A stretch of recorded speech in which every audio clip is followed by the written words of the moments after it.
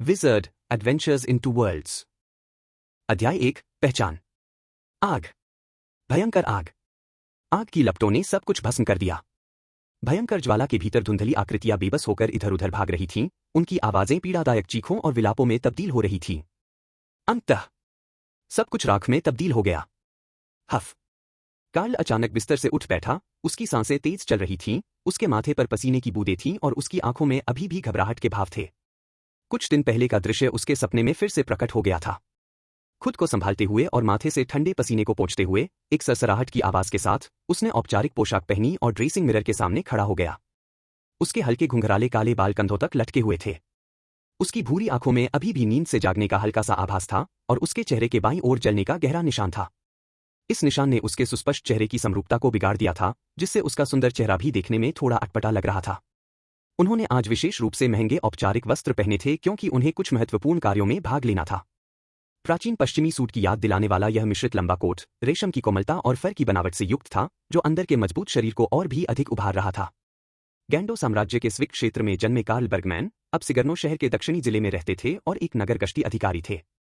उनके दादा ने एक बार मार्क्विस लॉरेंस के साथ दक्षिण और उत्तर के अभियानों में भाग लिया था और अपनी वीरता के लिए एक बैरोनी की उपाधि अर्जित की थी, जो बाद में उनके पिता को विरासत में मिली थी। कुछ दिन पहले लगी भीषण आग में उनके पिता की जान चली गई थी और उन्हें खुद भी कुछ जलने की चोटें आई थीं और मनोवैज्ञानिक आघात भी लगा था। तब उसकी आत्मा को परलोक से आए एक आत्मा ने प्रतिस्थापित कर दिया था। वास्तव में कार्ल अब एक ऐसा व्यक्ति था जो एक ही समय में दो आत्माओं को एक जगह से दूसरी जगह ले जाता था। वह इस दुनिया से अपरिचित होते हुए भी इससे परिचित था, जिसमें वह स्वयं भी शामिल था। यह अतीत की बात है। अब तो सब कुछ अतीत की बात हो गई है। अपने मन में ये शब्द बुदबुदाते हुए कार्ल ने खुद को संभाला, दरवाजे पर गया, हैंडल घुमाया और उसे खोल दिया। बैठक कक्ष नजर आने लगा, जिसकी जीर्ण शीर्ण अवस्था में भी शास्त्रीय मध्ययुगीन यूरोपीय सजावट स्पष्ट रूप से दिखाई दे रही थी। कमरे के बाईं ओर नक्काशी से सजी एक अलमारी रखी थी। इसके दराजों पर लगे प्राचीन कांसे के हैंडल दरवाजे के नॉब से मेल खाते थे, जो संभवतः एक ही निर्माता द्वारा बनाए गए थे। लकड़ी के फर्श, लकड़ी की मेज और कुर्सियां, एक बुझा हुआ मिट्टी के तेल का दीपक और जड़ी बूटियों और नींबू की सुगंध हवा में फैली हुई थी। एक कोने में अज्ञात उद्देश्य से रखे गए लिनन के ढेर का उपयोग आटे और राई की रोटी के लिए अस्थायी भंडारण स्थान के रूप में किया जाता था। आदरणीय बैरन कार्ल। जेनी रसोई से ब्रेड का एक टुकड़ा और दूध लेकर आई। उसके चेहरे पर मुस्कान थी और वह धीरे धीरे घुटने टेककर उसकी ओर झुकी। आप जाग गए हैं, कृपया नाश्ता कर लीजिए। यह किशोरी की एक लड़की थी जो मासूमियत और भोलेपन की उम्र में थी। उसकी त्वचा दूध की तरह चिकनी थी और उसकी आवाज विशिष्ट, मधुर और कानों को सुहाने वाली थी। हालांकि ऐसा प्रतीत होता है कि वह इस बात से अनभिज्ञ थी कि उसके शब्द उचित नहीं थे। जेनी, मकान मालकिन मैरी की आवाज उसके पीछे से आई, जिसमें गुस्से की गहरी झलक थी। ऐसे मजाक मत करो। हाँ। जेनी की मुस्कान फीकी पड़ गई। कार्ल, मुझे माफ करना। कोई बात नहीं, कार्ल ने सिर हिलाया। तुम खा लो, मैं चर्च जा रहा हूं।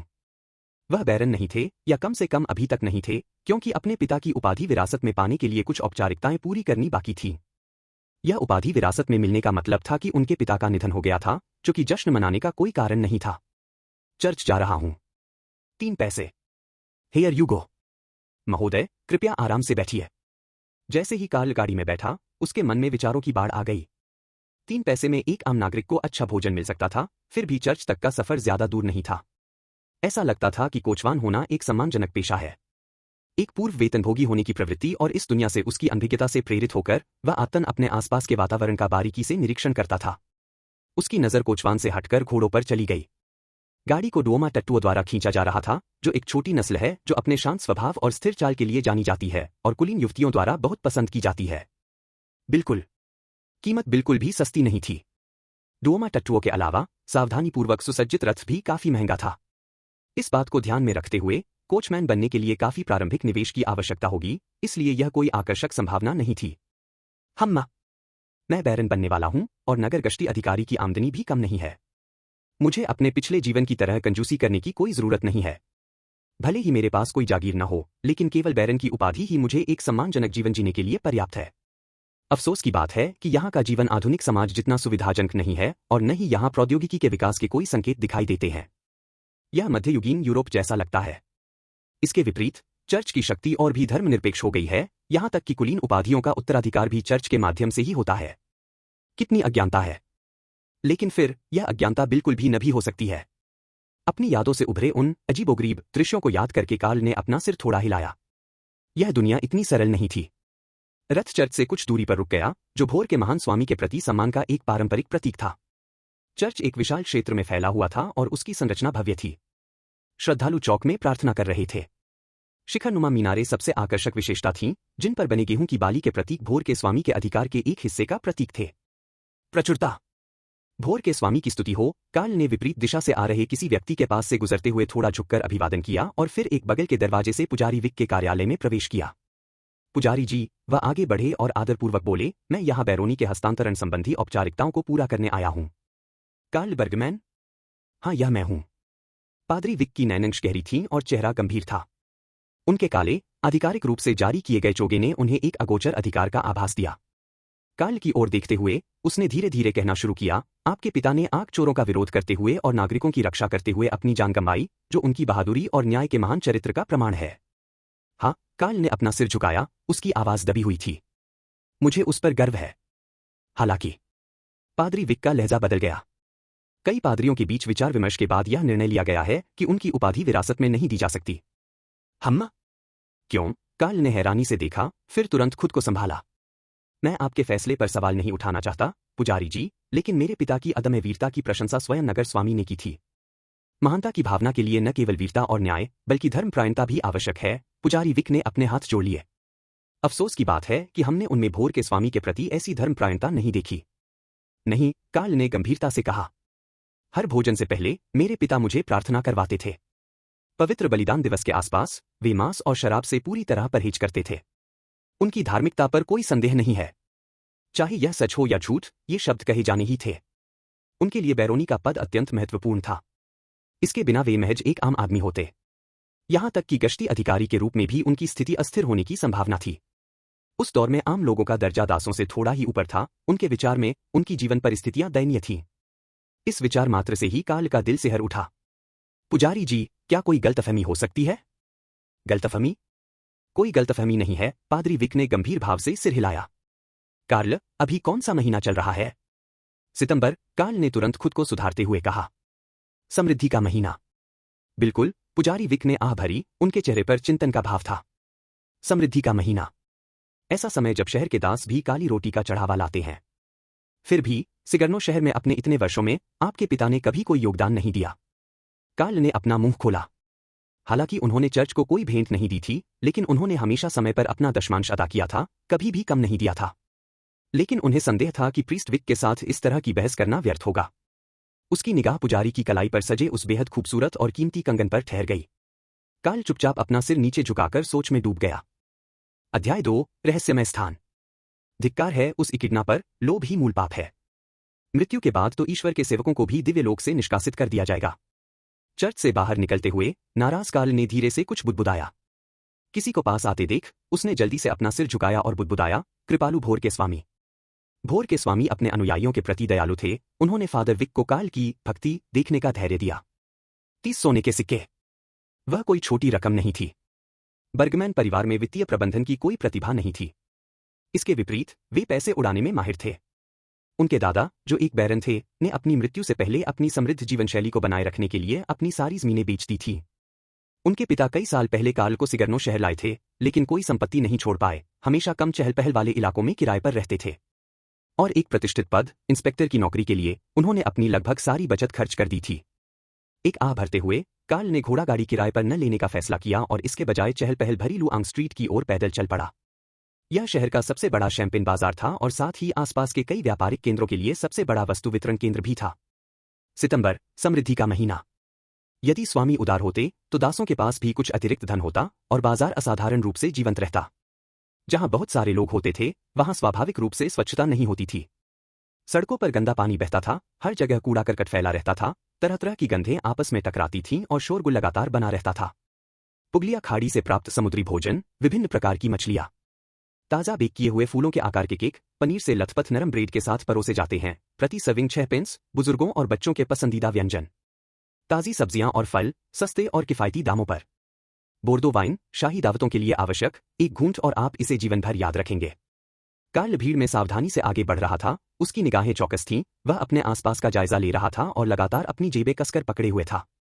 यहाँ चोर आम बात थे, खासकर उसके जैसे व्यक्ति के लिए जो अच्छे कपड़े पहने हुए था लेकिन उसके साथ कोई सहायक नहीं था। वह चोरों का आसान निशाना था। जब वह एक जानी पहचानी दुकान पर पहुंचा तभी उसने थोड़ी राहत की सांस ली। उदियर, तुम्हारे पिता यहाँ नहीं है? वह सामान इकट्ठा करने गया है। उदियर 15 या 16 वर्ष का एक युवक था जिसकी त्वचा सांवली थी और उसकी वाणी में थोड़ी शर्म झलकती थी। मुझे एक बाल्टी दूध दो, कार्ल ने इशारा करते हुए कहा और फिर सोचा कि उसे यह भी जोड़ना चाहिए, सबसे सस्ता वाला। उडियर चौंक गया और बोला, श्री कार्ल, वह दूध पीने योग्य नहीं है। बेशक, ऐसे लोग भी होंगे जो इसे पिएंगे। घोर संकट के समय तो प्रदूषित पानी भी पिया जा सकता है, तो जाहिर है घटिया दूध भी पिया जा सकता है। लेकिन स्पष्ट है कि ऐसा दूध सामने बैठे ग्राहक की सामाजिक स्थिति के अनुरूप नहीं था। मुझे पता है, कार्ल मुस्कुराया। और हाँ, मुझे सबसे सस्ता नमकीन मांस 10 पाउंड दे दो। यह उडियर ने कंधे उचकाते हुए कहा। ठीक है फिर। इसके 2 क्राउन और 3 पेंस लगेंगे। क्राउन, जिन्हें दशकों पहले चांदी के सिक्के कहा जाता था, वास्तव में शुद्ध चांदी से नहीं बने होते थे। 1 क्राउन 12 पेंस के बराबर होता था। 1 पाउंड 10 क्राउन के बराबर होता था। पाउंड, जिसे स्वर्ण पाउंड भी कहा जाता था, में सोने की एक निश्चित मात्रा होती थी। यह लेनदेन के लिए आमतौर पर इस्तेमाल होने वाली मुद्रा थी और पाउंड के ऊपर एक अन्य मुद्रा भी थी जिसका उपयोग बहुत कम होता था। सोने का सिक्का। शुद्ध सोने से बने सिक्के, जिन पर गांडो साम्राज्य के प्रथम राजा का चित्र अंकित था, न केवल अपनी क्रय शक्ति के कारण बल्कि संग्रहणीय वस्तु के रूप में भी मूल्यवान थे। एक सोने का सिक्का 10 पाउंड के बराबर था। इंस्पेक्टर कार्ल को हर 2 महीने में तनख्वाह मिलती थी और 1 महीने में वह 20 पाउंड से थोड़ा ज्यादा कमा लेता था, यानी 2 सोने के सिक्कों से थोड़ा ज्यादा। इस लिहाज से 30 सोने के सिक्के शायद ज्यादा न लगे, लेकिन उसे खर्च तो करना ही था। पहले वाले कार्ल को बचत करने की आदत नहीं थी और उसकी मासिक आमदनी अक्सर उसके खर्चों को पूरा करने के लिए काफी नहीं होती थी, जिसकी वजह से उसके पिता को समय समय पर उसकी मदद करनी पड़ती थी। फिलहाल उसके पास सिर्फ 1 सोने के सिक्के से थोड़ा ज्यादा ही था, ऐसे में 30 सोने के सिक्के उसके लिए यकीनन बहुत बड़ी रकम थी। सड़क पर कुछ खाकर पेट भरने के बाद वह घर लौटा तो पाया कि श्रीमती मैरी काम पर चली गई थी। वह एक बेकरी में लंबे समय से काम करती थी। जेनी गायन का अभ्यास कर रही थी। उसकी आवाज बहुत ही अनोखी थी, खिड़की के बाहर चहचहाते पक्षी की तरह, सचमुच एक दुर्लभ प्रतिभा। अगर वह भविष्य में कभी बैरो सिंगर्स के साथ परीक्षा पास कर लेती तो जेनी का जीवन निश्चित रूप से बदल जाता। ऐसे युग में जब स्कूल नहीं थे और आम लोगों को शिक्षा नहीं मिल पाती थी, एक गायिका होना सामाजिक भेदों को पाटने का एक जरिया था। इसी कारण श्रीमती मैरी ने जेनी से कहा था कि वह अपने सभी काम छोड़कर घर पर केवल गायन का अभ्यास करे। कार्ल ने कुछ देर सुना। संगीत ने उसके चिड़चिड़े मन को शांत किया और अपने कमरे में लौटने से पहले उसने अपनी चाल धीमी कर दी। 30 सोने के सिक्के, दूध और संरक्षित मांस नीचे रखकर उसने कुछ देर सोचा, फिर दीवार पर लटकी हुई चौड़ी तलवार उठाने के लिए आगे बढ़ा। यह एक शूरवीर की तलवार थी। इसे एक हाथ से भी पकड़ा जा सकता था या दोनों हाथों से घुमाया जा सकता था। चौड़ा ब्लेड ठंडी रोशनी से चमक रहा था और घुमाने पर तेज हवा पैदा करता था, जो स्पष्ट रूप से केवल सजावट के लिए नहीं थी। इसका लगभग 3 किलोग्राम वजन सामान्य लग सकता है, लेकिन इसे लंबे समय तक संभालना निश्चित रूप से आसान नहीं था। आमतौर पर केवल कठोर प्रशिक्षण प्राप्त शूरवीरों के सेवकों में ही इस तरह के हथियार को संभालने की शक्ति होती थी। हाँ! कार्ल ने धीमी सी चीख निकाली और दोनों हाथों से अपनी चौड़ी तलवार को आगे की ओर एक शक्तिशाली वार करते हुए तलवार को जमीन से ठीक 1 फुट ऊपर सटीक रूप से रोक दिया। एक ऊर्ध्वाधर स्लैश। एक सरल तकनीक, फिर भी इसने उनकी मजबूत नींव को उजागर किया। बर्गमैन परिवार ने सैन्य अभियानों के माध्यम से प्रसिद्धि प्राप्त की और पीढ़ी दर पीढ़ी चली आ रही गेल तलवारबाजी की कला शूरवीर के स्तर की थी, जो बेहद शक्तिशाली थी। दुर्भाग्य से उनके दादा अशिक्षित थे और यद्यपि वे बैरन बन गए, लेकिन उन्होंने जीवन बीज को सक्रिय करने और शरीर को विकसित करने वाली श्वास विधि नहीं सीखी। अन्यथा कार्ल अब तक शूरवीर का सेवक बन चुका होता। शायद नाइट बनने का अभी भी मौका था। इस दुनिया में शूरवीरों के पास आम इंसानों की तुलना में कहीं अधिक ताकत और रुतबा होता था। अपने सॉफ्ट आर्मर में परिवर्तित होने और कुछ देर तक तलवारबाजी का अभ्यास करने के बाद जब उसके माथे पर पसीने की बूंदें दिखाई देने लगीं, तो कार्ल अंततः रुक गया। उसके चेहरे पर भयंकर भाव थे। जब हद से ज्यादा जोर लगाया जाता है तो मैं कुछ भी कर सकता हूं। यह कहते हुए वह पलंग पर लेट गया, अपने बगल में चौड़ी तलवार, दूध और संरक्षित मांस को गोद में लिए हुए। जब वह हताश था तो शायद वह सड़कों पर लूटपाट का सहारा नहीं ले सकता था, लेकिन थोड़े समय में 30 सोने के सिक्के प्राप्त करने का मतलब यह नहीं था कि उसे डाकू बनना ही पड़ेगा। वह पुनर्जन्म भी ले सकता था। एक हल्की सी चमक के गुजरते ही कार्ल ने अपनी आंखें फिर से खोलीं और खुद को एक अद्भुत जगह पर पाया। उसके चारों ओर अनगिनत तारे चमक रहे थे और नीचे एक पत्थर का आसन था जिस पर प्राचीन आकृतियां उकेरी गई थीं, जो रहस्य का भाव बिखेर रही थी। उसकी चौड़ी तलवार अभी भी उसकी बाहों में थी, दूध और संरक्षित मांस अभी भी उसके हाथों में था। लेकिन वातावरण में जबरदस्त बदलाव आ चुका था। ऐसा लग रहा था मानो वह अंतरिक्ष में पहुंच गया हो या शायद किसी दैवीय सिंहासन पर बैठा हो और अनंत तारों को देख रहा हो। न केवल वातावरण बदल गया था, बल्कि इस स्थान पर आते ही उसके मन में उठने वाली सारी बेचैनी, चिंता और उत्तेजना पूर्ण तर्कसंगता से दब गई। उस क्षण कार्ल का व्यवहार गंभीर और उदासीन था। उसकी भूरी आंखों में कोई हलचल नहीं थी और हर विचार उसके पूर्ण नियंत्रण में था। उसे ऐसा लग रहा था मानो वह कोई भगवान हो। स्विश! चौड़ी तलवार ने एक बार फिर प्रहार किया। वही सीधा वार, लेकिन इस बार यह पहले से कहीं अधिक स्थिर था। उसकी ताकत, गति और सटीकता पहले ही एक शूरवीर के सेवक के स्तर तक पहुंच चुकी थी। वास्तव में यहां मेरे पास पूर्ण तर्कसंगता है और यहां तक कि मेरे शरीर को नियंत्रित करने की मेरी क्षमता भी कुछ हद तक बढ़ गई है। यह जगह आखिर है क्या? कुछ देर सोचने के बाद भी जब कार्ल को कोई जवाब नहीं मिला तो वह आगे बढ़ा। जैसे ही वह आगे बढ़ा, उसके सामने का दृश्य एक बार फिर बदल गया। पुनर्जन्म! यह सही था। कार्ल न केवल एक पुनर्जन्म लेने वाला था, बल्कि वह उस रहस्यमय स्थान का उपयोग करके दूसरी दुनिया में भी जा सकता था जहां वह अभी अभी था। अध्याय 3, दोबारा पहने। यह एक छोटा, एकांत कमरा था। दोनों ओर मजबूत दरवाजे लोहे की सलाखों से सुरक्षित थे। कोनों में मकड़ी के जाले, फर्श पर धूल और एक परित्यक्त मिट्टी के तेल का लैंप, ये सभी संकेत दे रहे थे कि यहां लंबे समय से कोई नहीं रहता था।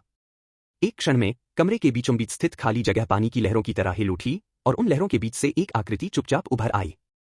वह कार्ल था। कार्ल ने अपनी चौड़ी तलवार पकड़े हुए पहले सावधानीपूर्वक अपने आसपास का जायजा लिया, फिर धीरे धीरे दरवाजे के पास जाकर लोहे की सलाखों को उठाया। क्रीक! जंग लगे लोहे का दरवाजा जमीन से रगड़ा, जिससे हल्की सी आवाज निकली और वह रुक गया। मैं सचमुच यहां नहीं रहना चाहता। कमरे से बाहर निकलकर आसमान की ओर देखते हुए कार्ल ने अपनी पूर्ण तर्क शक्ति खो दी थी और उसका मूड अनायास ही खराब होने लगा था। घने कोहरे ने सूरज को ढक लिया था, जिससे यह बताना असंभव था कि दिन है या रात। आसमान में एक टूटा हुआ लाल तारा धुंधला सा दिखाई दे रहा था, जो अपनी जगह पर स्थिर था। जब भी वह यहां आता था, हमेशा ऐसा ही होता था। इस दुनिया का चंद्रमा समय के साथ नहीं हिलता था और उसने चिलचिलाते सूरज का भी अधिकार छीन लिया था। बिखरा हुआ लाल चांद और अपरिवर्तित तारों भरा आकाश, ये सभी संकेत देते थे कि वह अब अपनी मूल दुनिया में नहीं है। न केवल आकाश ठंडा और धुंधला था, बल्कि वह आभा भी लगातार उसके शरीर में समा रही थी। यह ब्लैक सिटी था, जो काले पत्थरों के उत्पादन के लिए प्रसिद्ध था। सर्वव्यापी नुकीले टावरों, पत्थर की इमारतों और जटिल नक्काशी को देखकर लगता है कि ब्लैक सिटी कभी समृद्ध रहा होगा। आम लोगों का जीवन स्तर सिगर्नो सिटी से भी ऊंचा था। हालांकि जैसे जैसे जमीन के नीचे काले पत्थर की खदानें खोजी गईं, यह जगह धीरे धीरे खनन नगर बन गई। धनी लोग बहुत पहले ही पलायन कर चुके थे। जो बचे, वे खनिक बन गए, जिन्हें न केवल कड़ी मेहनत करनी पड़ती थी, बल्कि भूमिगत यीन ऊर्जा के बढ़ते प्रभाव को भी सहना पड़ता था, और वे दिन प्रतिदिन अनिश्चितता में जीते थे। अपने सामान पर मजबूत पकड़ बनाते हुए कार्ल हाथ में चौड़ी तलवार लिए आगे बढ़ा। उसने अभी कुछ ही कदम बढ़ाए थे कि अचानक उसकी नजरें सिकुड़ गईं। सड़क के बीचों बीच एक जानवर का शव पड़ा था। यह स्पष्ट नहीं था कि वह भेड़िया था या कुत्ता, और उसके चारों ओर मक्खियां शोर मचा रही थी। हालांकि वह केवल एक शव था, फिर भी वह बेहद सतर्क रहा और उससे बचते हुए काफी दूर से घूमकर आगे बढ़ गया। सड़क पर कभी कभी धरती पर धब्बों की तरह दिखने वाली अलग अलग आकार की भयानक दरारें दिखाई देती थीं। कहा जाता था कि अत्यधिक खनन के कारण ये भूभाग बदल गए थे, जिससे कभी समतल रही जमीन अब ऊबड़-खाबड़ और असमान हो गई थी। दरारों से धुआं निकलता था, कभी झुलसा देने वाला गर्म, कभी कड़ाके की ठंड। एक आम इंसान के लिए इनके संपर्क में आना भी गंभीर बीमारी का कारण बन सकता था, इसलिए इनसे हर कीमत पर बचना जरूरी था। वहां परित्यक्त गड्ढे भी थे, अंधेरे गड्ढे जो सीधे धरती में धंसे हुए थे। सुनसान गलियों और वीरान घरों में कई विचित्र जीव छिपे हुए प्रतीत होते थे, जो बाहर मौजूद किसी भी जीवित प्राणी को छुपकर देखते रहते थे। कार्ल तनावग्रस्त हो गया और तेजी से तथा चुपचाप आगे बढ़ने लगा। 2 ब्लॉक पार करने के बाद उसे दूर से अपना गंतव्य दिखाई देने लगा। वाह! उसने राहत की सांस ली। काले वस्त्र पहने 2 आदमियों के इशारे पर उसने अपनी चौड़ी तलवार म्यान में डाली और एक व्यस्त, भीड़भाड़ वाली सड़क पर कदम रखा। रक्का मार्केट। यह ब्लैक सिटी के ऊपरी जिले में स्थित एक बाजार था। चूहे का मांस, ताजा, सड़ा हुआ नहीं। आधा ब्लैकस्टोन एक हिस्सा। सर्वोत्तम गुणवत्ता वाली कैलीर लंबी तलवारें। तेज और हल्की, उन अधमरे प्राणियों को मारने के लिए सबसे अच्छा विकल्प। शुद्ध पानी, फिल्टर किया हुआ, अशुद्धियों से मुक्त। 10 लीटर सिर्फ एक काले पत्थर में। विक्रेताओं की आवाजें लगातार आ रही थीं, उनके उत्साह में थोड़ी सी हताशा झलक रही थी। ब्लैक सिटी के निवासियों की जीवन परिस्थितियां बेहद कठिन थीं। खनन ने भूमिगत जल स्रोतों को बुरी तरह प्रदूषित कर दिया था और भोजन की अत्यधिक कमी थी। केवल उच्च पदस्थ खदान पर्यवेक्षक ही कभी कभार ताजा भोजन खरीद पाते थे। यहां तक कि सड़ा हुआ मांस भी अक्सर खाने की मेज पर परोसा जाता था। कोलोन। कार्ल, जो उस जगह से परिचित था, एक स्टॉल के सामने झुक गया। उसने पूछा, आपने पिछली बार कहा था कि आपके पास सांस लेने की विधि का कोई उपाय है? हालांकि वे 2 अलग अलग दुनिया थे, फिर भी उनमें कई समानताएं थीं, जैसे कि भाषाएं और सांस लेने के तरीके, यहां तक कि उनकी लेखन प्रणालियों में भी समानताएं थीं। शायद बहुत समय पहले ये दोनों दुनियाएं एक दूसरे के संपर्क में थीं। अरे तुम हो, कोलन दुबला-पतला था। उसकी एक आंख कौवे ने नोच ली थी और वह हमेशा एक आंख पर पट्टी बांधे रहता था। अपने आगंतुक को पहचानकर वह मुस्कुराया, जिससे उसके सड़े हुए दांतों का पूरा मुंह दिखाई दिया। यह दृश्य और उसकी दुर्गंधयुक्त सांस ने कार्ल को सहज रूप से पीछे हटने पर मजबूर कर दिया। एक आम इंसान के लिए नाइट बनने के लिए सांस लेने की विधियां बहुत महत्वपूर्ण है। क्या विरासत वाले किसी भी परिवार को अपनी विरासत बेचने में हिचकिचाहट नहीं होगी? हाँ, कार्ल के चेहरे पर कोई भाव नहीं बदला। उसने दूध की बाल्टी जमीन पर रख दी। ताजा दूध। गड़गड़ाहट। कोलन का गला ऊपर नीचे हुआ और उसने अनजाने में अपने होठों के कोने को चाटा, मुस्कुराते हुए आंखें सिकोड़ी। मेरे दोस्त, तुम हमेशा अच्छी चीजें हासिल कर लेते हो। मुझे तो याद भी नहीं कि मैंने आखिरी बार ताजा दूध कब पिया था। लेकिन उसने सिर हिलाया और आह भरी। सांस लेने की इस विधि को जानने वाले व्यक्ति को इनमें कोई दिलचस्पी नहीं है। ओह, कार्ल ने भौहें चढ़ाते हुए कहा। वह क्या चाहता है? कोलन आगे झुककर फुसफुसाया, ब्लैक सिटी से बाहर निकलने का एक रास्ता है। कार्ल, अगर तुम ताजा दूध ला सकते हो तो तुम कोई साधारण व्यक्ति नहीं होगे। क्या तुम किसी को ब्लैक सिटी छोड़ने में मदद कर सकते हो? हे! कार्ल ने अपनी आंखें घुमाईं। तुम्हें क्या लगता है? मेरे पास भोजन प्राप्त करने के अन्य कारण हैं। यदि मैं वास्तव में उच्च सामाजिक स्थिति का होता तो क्या मैं सांस लेने की विधि के लिए आपके पास आता? कोलोन चुप हो गया। वह सही कह रहा है। सच्चे अभिजात वर्ग के पास सांस लेने का कोई न कोई तरीका हमेशा होता है। कुछ देर रुकने के बाद उन्होंने आगे कहा, लेडी बटरफ्लाई का कारवां आधे महीने में रवाना होगा। उसमें शामिल होने के लिए 2000 काले पत्थरों की आवश्यकता होगी। फिलहाल ब्लैक सिटी छोड़ने का यही एक तरीका है जो मुझे पता है। 2000 काले पत्थर। कार्ल का चेहरा गुस्से से लाल हो गया। उसने बेरुखी से सिर हिलाया। मेरे पास इतने नहीं है। तो फिर कोई रास्ता नहीं है? कोलन ने अपने हाथ फैलाए। मैं भी यह सौदा करना चाहता हूं, लेकिन वह व्यक्ति केवल ब्लैक सिटी छोड़ना चाहता है और उसे खाने में कोई दिलचस्पी नहीं है। मैं सचमुच कुछ नहीं कर सकता। हम्फ, कार्ल ने धीरे से नाक सिकोड़ी और दूध की बाल्टी उठाकर जाने लगा। रुको, कोलन ने उसका हाथ पकड़ लिया और फुसफुसाते हुए कहा, मैं तुम्हें कुछ अच्छा दिखाता हूं। उसने चुपके से अपने पीछे से एक धातु की नली निकाली। थोड़ी देर हिलाने डुलाने के बाद उसमें से एक तेज क्लिक की आवाज आई। क्या आप इसे पहचानते हैं? एक बाजू का तीर? कार्ल ने कुछ अनिश्चितता से पूछा। बिल्कुल, कोलन ने दृढ़ता से सिर हिलाया। मेरे मित्र, तुम वाकई कोई साधारण व्यक्ति नहीं हो। केवल कुछ कुलीन ही इसे पहचानते हैं। मुझे खुद इसे हासिल करने में बहुत कठिनाई हुई। यह बाजूबंद तीर तंत्र एक कुशल कारीगर द्वारा बनाया गया है। इसे बाजू के आकार के अनुसार समायोजित किया जा सकता है। इसमें 3 तीर छिपे होते हैं और 7 कदमों के दायरे में तो एक शूरवीर के सेवक के लिए भी इससे बचना मुश्किल होगा। अगर इसमें जहर मिला दिया जाए तो यह एक शूरवीर को भी मार सकता है। इसमें मिलने वाले 3 डार्ट्स के अलावा मैं आपको रिलोड करने के लिए 6 अतिरिक्त डार्ट्स भी दे दूंगा जब आपके डार्ट्स खत्म हो जाएंगे। कार्ल की आंखें चमक उठीं। किसी नाइट को मारना तो वह सपने में भी नहीं सोच सकता था, लेकिन नाइट के सेवक से निपटना ही उसके लिए काफी था। बिल्कुल, कोलोन ने चौड़ी मुस्कान के साथ कहा, इसके लिए 1 बाल्टी दूध काफी नहीं होगा। बिना देर किए कार्ल ने अपने साथ लाए हुए 5 पाउंड प्रोसेस्ड मीट को बाहर निकाला और स्टॉल पर रखी एक घड़ी की ओर इशारा किया। यह मुझे दे दो। कोई बात नहीं, सौदा तय होते देख कोलन ने उत्साह से कहा, वाह दोस्त, मुझे यह घड़ी एक रईस की जागीर में मिली। इस पर सोने की परत चढ़ी हुई है। बहुत बुरा हुआ, उसने आह भरी। दशकों पहले ऐसी चीज की बहुत कीमत होती। अब यह सादे पानी से भी कम उपयोगी है। कार्ल मुस्कुराया। उसे वाकई में मेंटल क्लॉक की सोने की परत में दिलचस्पी थी। सोने की परत के बिना भी इसे कला का एक नमूना माना जा सकता था। घड़ी की जटिल कारीगरी, गियर और नक्काशी में एक अनूठी सुंदरता थी और किसी दूसरी दुनिया में इसकी अच्छी कीमत मिल सकती थी। अध्याय 4, अधमरा प्राणी।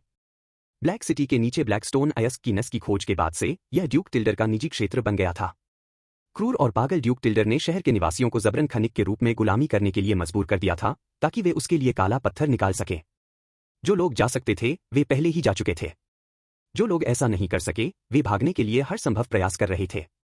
थोड़े ही समय में एक विशाल शहर एक भूतिया कस्बे में बदल गया और स्वाभाविक रूप से कुछ मूल्यवान वस्तुएं पीछे छूट गईं। कभी मूल्यवान माने जाने वाले हस्तशिल्प और कीमती धातुएं भोजन जुटाने के लिए संघर्ष कर रहे लोगों की नजरों में मांस के एक टुकड़े जितने कीमती नहीं थे जो उनका पेट भर सके। कार्ल बाजार में घूमता रहा और अपने बचे हुए मांस के टुकड़ों को कुछ बेहतरीन सजावटी वस्तुओं के बदले में बेच दिया। एक कुलीन परिवार से आने और विभिन्न प्रदर्शनियों में भाग लेने के कारण उन्हें विलासिता की वस्तुओं की एक विशेष समझ थी। उसने जो सामान हासिल किया है उससे अच्छी खासी रकम मिलनी चाहिए। विदा लेने का समय। सामानों को लिनन में लपेटने और उन्हें अपनी पीठ पर बांधने के बाद कार्ल ने एक बार फिर कोलन को सांस लेने की तकनीकों से संबंधित किसी भी घटनाक्रम पर नजर रखने का निर्देश दिया, फिर वह वहां से चला गया। 36 सोने के सिक्कों में सिगर्नो शहर में एक अच्छा मध्यम वर्गीय आवास खरीदा जा सकता है, दूर दराज के इलाकों में एक अलग घर खरीदना भी संभव हो सकता है। हम्मा। हालांकि ब्लैक सिटी दमनकारी और असुविधाजनक है, लेकिन पैसा कमाने के लिए यह बेहद सुविधाजनक है। अपनी पीठ पर उभरे हुए अंग को महसूस करते हुए कार्ल के होंठ अनजाने में ऊपर की ओर मुड़ गए और उसका मूड भी कुछ हद तक खुशनुमा हो गया। पैसा कमाने के अलावा यहाँ सांस लेने की तकनीक सीखना दूसरी दुनिया की तुलना में आसान है, कम से कम यहाँ संपर्क तो उपलब्ध है। इसके विपरीत। हम्मा। विचारों में डूबे कार्ल की आंखें अचानक सिकुड़ गईं। वह झपटा, सहज ही अपनी तलवार को पकड़ा और उसे पीछे की ओर घुमाया। सर्रा। फाड़ना। किसी चीज के हवा में से गुजरने और कपड़े के फटने की आवाज सुनाई दी।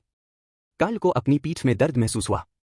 ऐसा लगा जैसे उसकी तलवार किसी चीज से टकरा गई हो। उसके पैकेज की चीजें चारों ओर बिखर गईं और भारी दादाजी की घड़ी के टकराने से जोरदार आवाज हुई।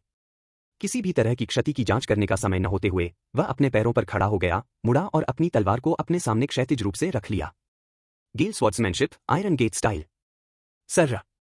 एक काली परछाई धनुष से छूटे तीर की तरह तेजी से सीधे उसकी ओर झपटी और बड़ी ताकत से उसकी तलवार से टकरा गई।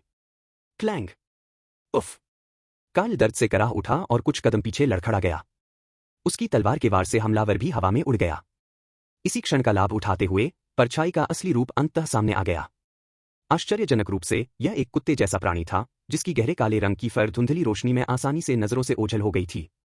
इसी प्राणी ने उस पर पीछे से छुपकर हमला किया था। सौभाग्यवश उसके गुप्तांग और उसके नीचे पहने नरम कवच ने उसे चोट से बचा लिया। कुत्ते जैसा? कार्ल की आंखें फड़क उठीं और उसने सहज रूप से सड़क की ओर देखा। बिल्कुल। पहुंचने पर उसने जमीन पर जो शव देखा था वह पूरी तरह गायब हो चुका था। उसकी जगह यह अधमरा प्राणी खड़ा था। वह लापरवाह था। अपनी खुशी में इतना मग्न था कि वह अपने आसपास के माहौल पर ध्यान देना भूल गया था। आखिर यह ब्लैक सिटी थी जहां किसी भी समय मौत आ सकती थी। अधमरे जीव ब्लैक सिटी की विशेषता थे। ऐसा कहा जाता था कि ब्लैक स्टोन अयस्क की नसों में पाई जाने वाली मृत वायु के कारण जैसे जैसे खनन आगे बढ़ता था यह वायु बाहर निकलती थी। मृत वायु से संक्रमित शव अर्धमृत प्राणियों में पुनर्जीवित हो जाते थे। वहां सिर्फ लाशें ही नहीं थीं। अगर कोई जीवित व्यक्ति खदानों में बहुत देर तक रहता तो वह भी विकृत रूप से परिवर्तित हो जाता, अपनी मानसिक संतुलन पूरी तरह खो देता और एक राक्षस बन जाता। रूपांतरण के बाद उनकी गति और शक्ति में काफी वृद्धि हुई और उन्हें कोई दर्द महसूस नहीं होता था। उनमें केवल जीवित प्राणियों पर हमला करने की आदिम प्रवृत्ति ही रह गई थी। वे उसकी यादों में मौजूद ज़ॉम्बीज से मिलते जुलते थे, लेकिन कहीं अधिक फुर्तीले थे। किसी को नहीं पता था कि ब्लैक सिटी के भीतर कितने अर्धमृत जीव छिपे हुए थे, जिससे शहर लगातार खतरनाक और भयावह होता जा रहा था। शिकायत। सड़ते हुए कुत्ते ने अपना विशाल मुंह खोला, अपने खूंखार दांत दिखाए, उसकी आंखें खून से लाल थीं। सर्रा। उसने फिर से छलांग लगाई, उसकी गति अभी भी आश्चर्यजनक थी। लेकिन इस बार कार्ल तैयार था। वह एक तरफ खिसक गया, हमले से बचते हुए उसने जोरदार वार किया। स्क्वेलच। तलवार ने हाउंड की खाल को चीरते हुए उसके सड़ते हुए मांस में गहराई तक धंसते हुए हड्डी को भेद दिया। इस टक्कर के कारण हाउंड जमीन पर गिर पड़ा और कार्ल को भी अपनी बाह सुन्न महसूस हुई, जिससे उसके मन में खतरे की घंटी बजने लगी। इसकी गति तो कमाल की है ही, साथ ही इसकी ताकत भी कम नहीं है। लेकिन खास बात यह है कि इसमें किसी जीवित प्राणी के महत्वपूर्ण अंग नहीं है। तलवार से घायल होने के बावजूद हाउंड बस लुढ़क गया और ऐसे खड़ा हो गया जैसे कुछ हुआ ही न हो। उसकी पीठ से लेकर पेट तक फैला हुआ घाव उस पर अप्रभावित प्रतीत होता था। हाँ। कार्ल ने धीमी सी चीख निकाली। उसने अपने पैरों से धक्का दिया और आगे बढ़ा। उसकी तलवार ने एक बवंडर खड़ा कर दिया। Fury strike. यह गेल स्वॉर्ड्समैनशिप का एक घातक प्रहार था, जो शरीर की आगे की गति का उपयोग करके ब्लेड को शक्ति प्रदान करने और उसकी आक्रमण शक्ति को बढ़ाने में सक्षम था। इस चाल में महारत हासिल करने के लिए कार्ल को काफी मेहनत करनी पड़ी थी। अधमरा प्राणी को थकान का कोई आभास नहीं था, लेकिन वह वास्तव में थका हुआ था। यदि वह युद्ध को जल्दी समाप्त नहीं कर सका तो शारीरिक शक्ति समाप्त होते ही उसकी निश्चित रूप से मृत्यु हो जाएगी। इसलिए कुछ देर सोचने के बाद उसने पहले हमला करने का फैसला किया। शिकायत। हाउंड ने कराहते हुए कहा, मानो उसे इस चाल से खतरा महसूस हो गया हो। वह नीचे झुक गया और बगल में छलांग लगाई। इससे यह भी साबित हुआ कि ब्लैक सिटी के अधमरे जीवों ने अपनी बुद्धि पूरी तरह से नहीं खोई थी। उन्होंने अपने पिछले जीवन से कम कुछ आदिम प्रवृत्तियों को बरकरार रखा था, जो लाभ उठाने और खतरे से बचने का तरीका जानती थी। क्लैंग। तलवार जमीन पर एक तेज आवाज के साथ गिरी, लेकिन हैरानी की बात यह थी कि इससे मुश्किल से ही कोई निशान रह गया। झांसा। कार्ल का भयंकर दिखने वाला हमला महज एक चाल थी ताकि हाउंड को एक मौका मिल जाए जिससे वह अपना हाथ उठाकर एक गुप्त हमला कर सके। उसकी बाह थोड़ी कांप उठी। एक तेज झटके ने उसके शरीर के ऊपरी हिस्से को पीछे की ओर धकेल दिया। Sleeve arrow. सर्रा। सर्रा। उसकी आस्तीनों से 2 काली लकीरें निकली। पलक झपकते ही उन्होंने हाउंड के गले और अगले पैर के जोड़ को भेद दिया। कोलोन ने बढ़ा चढ़ाकर नहीं कहा था। स्लीव एरो अविश्वसनीय रूप से शक्तिशाली थे। नजदीकी रेंज में एक नाइट अटेंडेंट के लिए भी उनसे बचना मुश्किल होता। हालांकि यह अधमरे प्राणी को मारने के लिए बिल्कुल भी पर्याप्त नहीं था। इससे केवल हाउंड लड़खड़ाया और अपना संतुलन खो बैठा। हम्फ! काल की आंखें लाल हो गईं। वह फिर से आगे बढ़ा, उसकी तलवार धुंधली सी परछाई बनकर गायब हो गई। युद्ध कौशल, तूफानी वार। नाइट स्तर की तलवारबाजी शैलियों में उनकी मारक क्षमता को अधिकतम करने के लिए विशेष युद्ध कौशल शामिल थे। सामान्यतः केवल नाइट अटेंडेंट्स या सच्चे नाइट ही युद्ध कौशल में महारत हासिल कर सकते थे। ऐसा इसलिए था क्योंकि युद्ध कौशल अत्यंत जटिल थे और इसके लिए उत्कृष्ट शारीरिक क्षमता की आवश्यकता होती थी, जिससे आम लोगों के लिए इन्हें सीखना मुश्किल हो जाता था। हालांकि काल एक अपवाद था। उस रहस्यमय स्थान का उपयोग करके उसने पूर्ण तर्कसंगता और अपने शरीर पर सटीक नियंत्रण प्राप्त कर लिया, जिससे वह गेल स्लैश में महारत हासिल करने में सक्षम हो गया। 2 परछाइयां और वास्तविक तलवार हवा में ही एक साथ आकर नीचे की ओर प्रहार करने लगीं। हाउंड का झपट्टा मारने वाला रूप अचानक रुक गया। अगले ही पल हाउंड के शरीर पर मकड़ी के जाले की तरह कई बारीक दरारें फैल गईं और फिर वह जमीन पर गिरकर टुकड़ों में बिखर गया। इस अवस्था में अधमरा प्राणी भी पूरी तरह से मृत हो चुका था। वाह! काल ने एक लंबी, उबड़-खाबड़ सांस छोड़ी। उसके हाथ, जो अभी भी तलवार को पकड़े हुए थे, इतने कांप रहे थे कि ऐसा लग रहा था मानो वह उसे मुश्किल से ही पकड़ पा रहा हो। चल डर! वह लगभग पूरी तरह थक चुका था और डर के मारे उसका दिल जोर से धड़क रहा था। उसने जल्दी से नीचे झुककर जमीन पर बिखरी हुई चीजें उठाईं, उन्हें लपेटा और तेजी से वहां से चला गया। जब वह अपने ठिकाने पर लौटा, दरवाजा बंद किया और कुंडी को सुरक्षित किया, तभी उसने आखिरकार राहत की सांस ली। स्नैप! अपना माथा पीटते हुए काल ने देर से समझ आने पर कहा, आधे मरे हुए जीव मरने पर कुछ चीजें छोड़ जाते हैं जिन्हें काले पत्थरों के बदले में लिया जा सकता है। मैं पहले जांच करना भूल गया था। इसके बावजूद वापस लौटना नामुमकिन था। खुद को शांत करने के बाद उसने उस रहस्यमय जगह का इस्तेमाल करते हुए सिगर्नो शहर में अपने निवास स्थान पर वापसी की। यात्रा से मिली चीजों को छांटना शुरू ही किया था कि बैठक कक्ष से एक जानी पहचानी आवाज सुनाई दी। चाचा जी, वह यहां कैसे आया? अध्याय 5, अंकल। चाचा! काल ने दरवाजा धक्का देकर खोला और कमरे से बाहर निकलकर मोटे, तिरछी आंखों वाले गेगिल का अभिवादन किया। फिर उसकी नजर गेगिल के बगल में खड़ी लड़की पर पड़ी और उसकी आवाज नरम पड़ गई जब उसने कहा, इवेनी, तुम भी यहां हो? चचेरा भाई। उसकी चचेरी बहन इवेनी हमेशा की तरह शर्मीली थी। आज उसने लेस, रिबन और सैटिन के फूलों से सजी एक भव्य पोशाक पहनी थी। सुंदर होने के बावजूद यह कुछ ज्यादा ही खर्चीली और लगभग 10 साल की बच्ची के लिए अनुपयुक्त थी। मकान मालिक की बेटी जेनी भी वहीं थी और पिता पुत्री की देखभाल कर रही थी। काल को बाहर आते देख उसने तुरंत बहाना बनाकर अपने कमरे में लौट गई। काल! गेगिल आगे बढ़ा और उत्साह से काल के हाथ पकड़ लिए, उसकी छोटी छोटी आंखों से कुछ आंसू बह निकले। मैंने तुम्हारे पिता की हालत के बारे में सुना। यह सचमुच अकल्पनीय है। जो बीत गया सो बीत गया। क्या आप आज खिताब लेने गए थे? हाँ, काल ने भावहीन स्वर में कहा। चाचा जी, आपकी खबर तो वाकई बहुत तेजी से फैलती है।